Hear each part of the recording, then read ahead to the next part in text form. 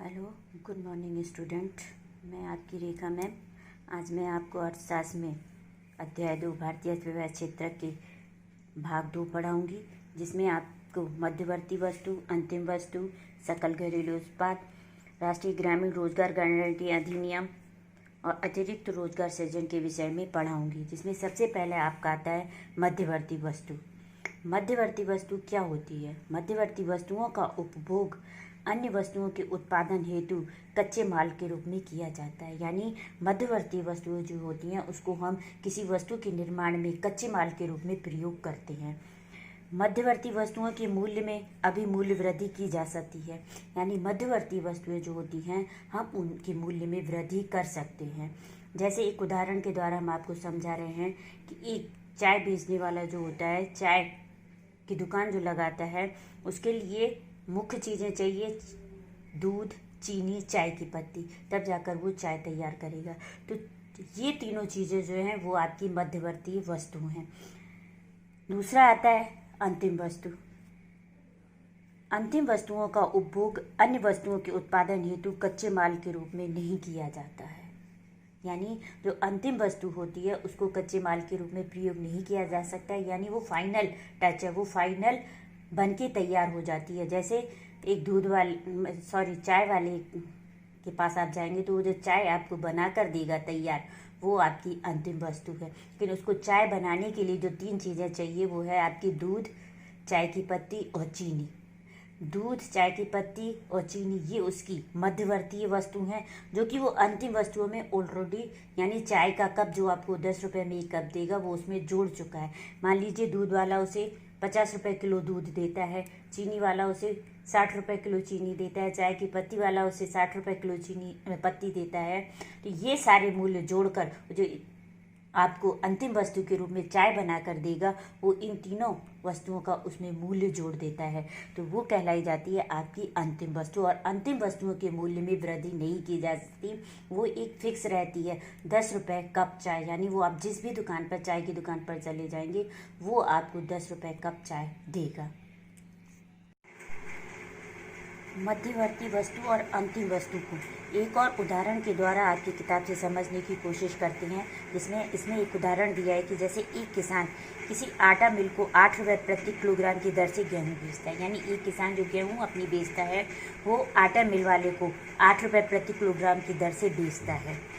मिल में गेहूँ की पिसाई होती है और बिस्किट कंपनी को आटा 10 रुपये प्रति किलोग्राम की दर से बेचता है। यानी वो आटे मिल वाला जो है उस गेहूं की पिसाई करता है और उसे 10 रुपये प्रति किलोग्राम के हिसाब से बिस्किट कंपनी को बेचता है। यानी उसने 8 रुपये गेहूं का खरीदा और पिसाई उसमें जोड़ दी तो उसने उसमें 10 रुपये दिया। यानी अपनी पिसाई को उसने उसमें जोड़ दिया और 10 रुपये प्रति किलोग्राम के हिसाब से उसने बिस्किट कंपनी को बेचा। बिस्किट कंपनी आटा के साथ चीनी एवं तेल जैसी चीज़ों का उपयोग करता है और बिस्किट के 4 पैकेट बनाता है। यानी वो बिस्किट में और चीज़ें भी मिलाता है, ग्लूकोज मिलाता है, चीनी मिलाता है, तेल मिलाता है, घी मिलाता है और 4 पैकेट इस तरह वो तैयार करता है। वह बाज़ार में उपभोक्ता को 60 रुपये यानी 15 रुपये प्रति पैकेट बिस्किट बेचता है। अतः बिस्किट की अंतिम उत्पाद है, अर्थात वह वस्तु जो उपभोक्ता तक पहुँचती है वो अंतिम उत्पाद आपकी कहलाई जाती है। यानी अंतिम वस्तु है, उसमें आपकी किसान के गेहूं से लेके उसके पिसाई तक चीनी, तेल, हर चीज़ उसमें जुड़ जाती है। ये सारी चीज़ें जो आपकी आती हैं वो मध्यवर्ती चीज़ें कहलाई जाती हैं। और जो ये बिस्किट बनकर तैयार हो गया है वो आपकी अंतिम वस्तु है। और अंतिम वस्तु जो है वो कहलाई जाती है जो उपभोक्ता तक पहुँचा दी जाती है। इस प्रकार आपको मध्यवर्ती और अंतिम वस्तु के समझ में आ गया होगा। अब आपका आता है सकल घरेलू उत्पाद। क्या होता है? तीनों क्षेत्रों के उत्पादन के योगफल को देश का सकल घरेलू उत्पाद कहते हैं। अर्थात इसको भी समझने के लिए आपको अपनी बुक में किसी विशेष वर्ष में प्रत्येक क्षेत्र द्वारा उत्पादित अंतिम वस्तुओं और सेवाओं का मूल्य उस वर्ष में क्षेत्र के कुल उत्पादन की जानकारी प्रदान करता है। अर्थात प्रत्येक क्षेत्र यानी प्राथमिक, द्वितीयक और तृतीयक। इससे पहले वाले वीडियो में हमने 3 क्षेत्र आपको बताए थे: प्राथमिक क्षेत्र, द्वितीयक क्षेत्र और तृतीयक क्षेत्र। तीनों क्षेत्रों द्वारा उत्पादित अंतिम वस्तु जैसे अभी हमने आपको उदाहरण के द्वारा बताई है बिस्किट, ये आपकी अंतिम वस्तु है। अंतिम वस्तुओं और सेवाओं का मूल्य उस वर्ष के क्षेत्र के कुल उत्पादन की जानकारी प्रदान करता है, यानी जो उसका मूल्य होता है उस उत्पादन की जानकारी प्रदान करता है। अर्थात तीनों क्षेत्रों के उत्पादनों के योगफल को, यानी प्राथमिक, द्वितीयक और तृतीयक क्षेत्रों के उत्पादन मूल्यों को जोड़कर जो निकाला जाता है वो आपका सकल घरेलू उत्पाद कहलाता है, या जीडीपी जिसे आप कहते हैं वो कहलाया जाता है। यह किसी देश के भीतर किसी विशेष वर्ष में उत्पादित सभी अंतिम वस्तुओं और सेवाओं का मूल्य होता है। सकल घरेलू उत्पाद अर्थव्यवस्था की विशालता प्रदर्शित करता है। भारत में सकल घरेलू उत्पाद मापन जैसा कठिन कार्य केंद्र सरकार द्वारा, मंत्रालय द्वारा किया जाता है। यह मंत्रालय राज्य एवं केंद्र शासित क्षेत्रों के विभिन्न सरकारी विभागों की सहायता से वस्तुओं और सेवाओं की संख्या और उनके मूल्य से संबंधित सूचनाएं एकत्रित करता है। यानी केंद्र सरकार प्रत्येक राज्य से अंतिम वस्तुओं की और सेवाओं की कुल संख्या और उनके मूल्य से संबंधित सूचनाएं प्राप्त करता है और तब जाकर जीडीपी का अनुमान लगाता है। ये एक बहुत लंबी प्रक्रिया चलती है जो केंद्र सरकार द्वारा की जाती है। आशा करती हूँ कि आपको ये तीनों चीज़ें समझ में आ गई होंगी, मध्यवर्ती वस्तु, अंतिम वस्तु और सकल घरेलू उत्पाद। अब आता है भारत में प्राथमिक, द्वितीयक और तृतीयक क्षेत्र।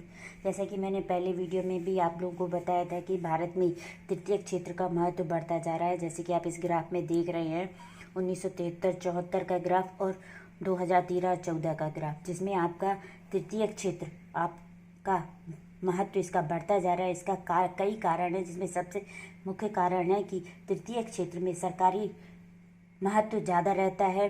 दूसरा, प्राथमिक और द्वितीयक क्षेत्र में भी इसका महत्व बढ़ता जा रहा है या इसकी वृद्धि बढ़ती जा रही है। संचार सुविधाएं, परिवहन सुविधाओं के विकास के कारण भी तृतीयक क्षेत्र का महत्व बढ़ता जा रहा है। अब आता है आपका राष्ट्रीय ग्रामीण रोजगार गारंटी अधिनियम, यानी मनरेगा। इसका पहला है आपका भारत में लागू एक रोजगार गारंटी योजना है ये, यानी गारंटी से आपको इस मनरेगा के अंतर्गत रोजगार प्राप्त हो जाता है।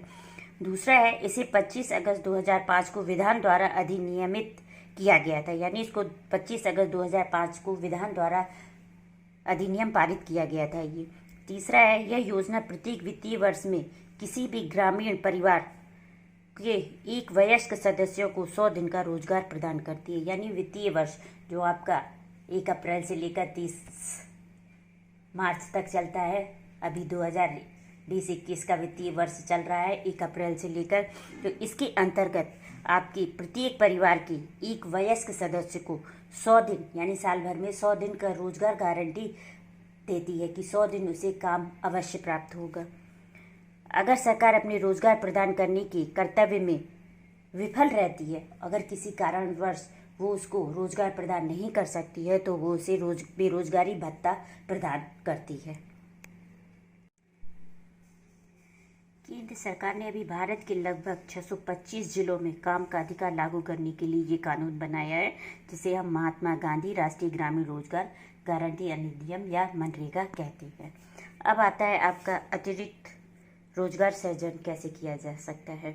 यानी मनरेगा के जरिए वो रोजगार तो प्रदान कर ही रही है, लेकिन अन्य तरीकों से भी वो जनसंख्या को रोजगार प्रदान कर सकती है। जैसे प्राथमिक क्षेत्र में व्यय करके, जैसे भूमि की सिंचाई पर व्यय करके, परिवहन, ग्रामीण सड़कों के निर्माण करके लोगों को रोजगार प्रदान कर सकती है। तृतीय क्षेत्र में सूचना प्रौद्योगिकी, स्वास्थ्य पर खर्च करके, शिक्षा के क्षेत्र में सुधार करके भी लोगों को रोजगार प्रदान कर सकती है। आज के लिए बच्चों इतना काफ़ी। शेष नेक्स्ट वीडियो में। बाय।